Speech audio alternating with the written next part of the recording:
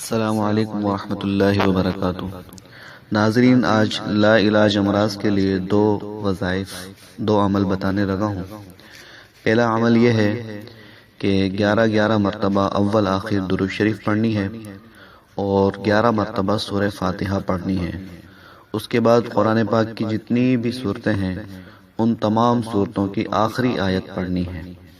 یہ عمل کر کے کسی پانی پر دم کر کے وہ پانی مریض کو پلانا ہے، انشاءاللہ اللہ تبارک و تعالی اس کو شفا عطا فرمائیں گے۔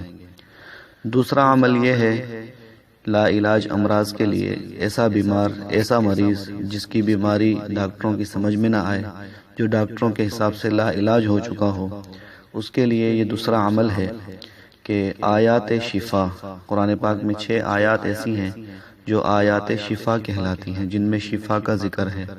وہ آیات آپ سامنے رکھ لیں، اول آخر 3 مرتبہ درود شریف، 3 مرتبہ سورہ فاتحہ اور آیات شفا 1 مرتبہ پڑھ کر دم کریں، انشاءاللہ اسے شفا ہوگی، اور پانی پڑھ کر پلائیں۔ السلام علیکم۔